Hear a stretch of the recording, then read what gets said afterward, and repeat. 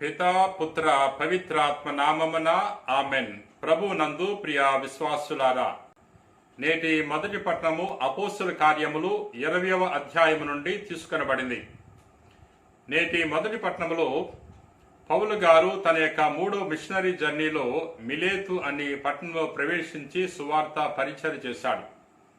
తాను మిలేతు నుండి యెరూషలేం పట్టణానికి వెళ్లాలని పవిత్రాత్మ ద్వారా తెలుసుకున్నాడు. అందుకనే ఆ ప్రాంతము నుండి వీడి వెళ్లిపోయే ముందు ఎఫెసు సంఘంలో ఉన్న పెద్దలతో మాట్లాడాలని నిర్ణయించుకున్నాడు. అందుకని వారికి వర్తమానం పంపాడు. ఎందుకంటే తాను ఎఫెసులో సువార్త పరిచయం చేస్తున్న తరుణంలో పెద్ద గొడవ జరిగింది. ఒక దేవత విగ్రహం విషయంలో ప్రజలందరూ కూడా గొడవ పడ్డారు. అందుకని ఆ సంఘ పెద్దలను పిలిచి వారిని విశ్వాసములో బలపరుస్తున్నాడు. నేను మీ సంఘములో ఉన్నప్పుడు అందరికీ సువార్తను బోధించి ఉన్నాను. యూదులకు అన్యులకు సువార్త పరిచయం చేసి ఉన్నాను. ఎవరైనా రక్షణ పొందుకోకపోతే అది నా తప్పు కాదు అని వారికి తెలియచేసి వారందరూ కూడా విశ్వాసములో స్థిరముగా ఉండాలని తెలియచేసి ఉన్నాడు. ప్రియా సహోదరి సహోదరులారా, మనం కూడా మనం చేసే కర్తవ్యాన్ని సక్రమంగా చేయటానికి ప్రయత్నం చేయాలి.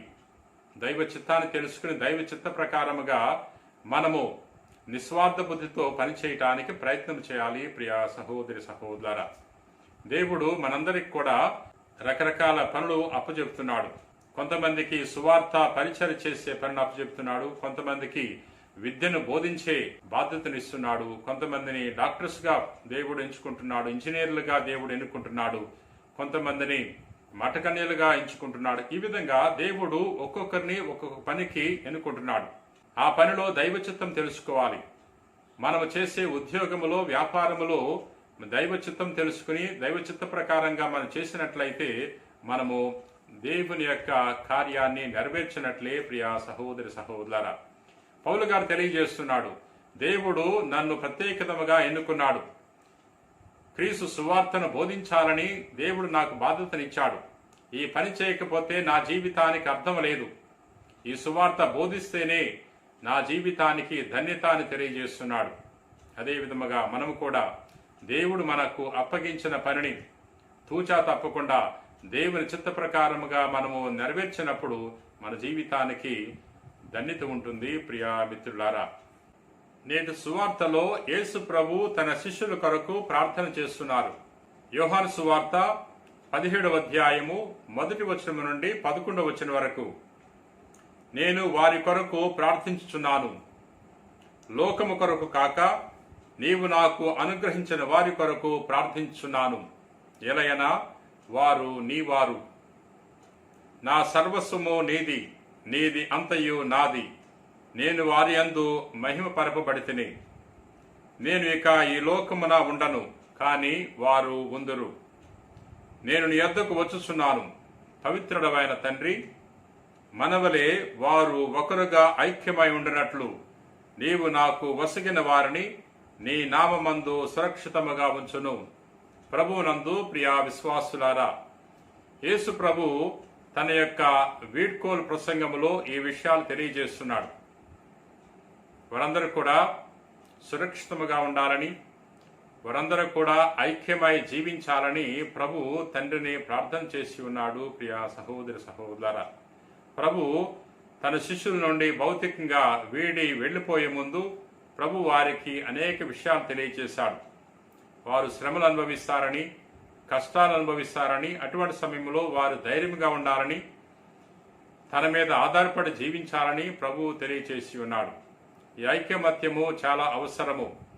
మన సంఘాలలో చాలా అవసరము. ఐకమత్యము మనకు బలము. ప్రియా సహోదరి సహోదరులారా, మనము క్రీస్తులో ఐక్యమై ఉన్నప్పుడు మన సహోదరులతో కూడా ఐక్యమై జీవించగలము. అందుకనే ప్రభు తెలియజేస్తున్నాడు. యోహాను సువార్త 15వ అధ్యాయములో ప్రభు ఒక గొప్ప ఉపమానాన్ని చెప్తున్నాడు.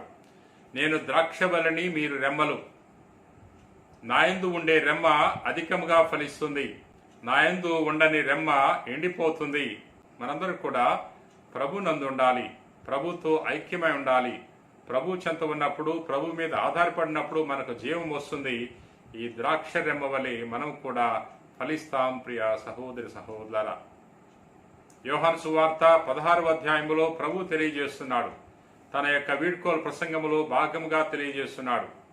మీరందరూ కూడా నన్ను ఒంటరిగా వీడి వెళ్ళిపోయే సమయము రానున్నది, వచ్చే ఉన్నది. కానీ నేను ఒంటరిని కాను, తండ్రి ఎప్పుడు కూడా నాతో ఉన్నాడు అని ప్రభు తెలియజేస్తున్నాడు.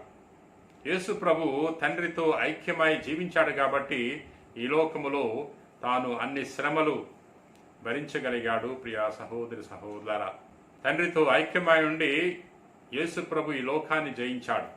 మనం కూడా ఈ లోకాన్ని జయించాలంటే, సాతాను జయించాలంటే, పాపాన్ని జయించాలంటే మనము యేసుక్రీస్తు ప్రభుతో ఐక్యమై జీవించాలి.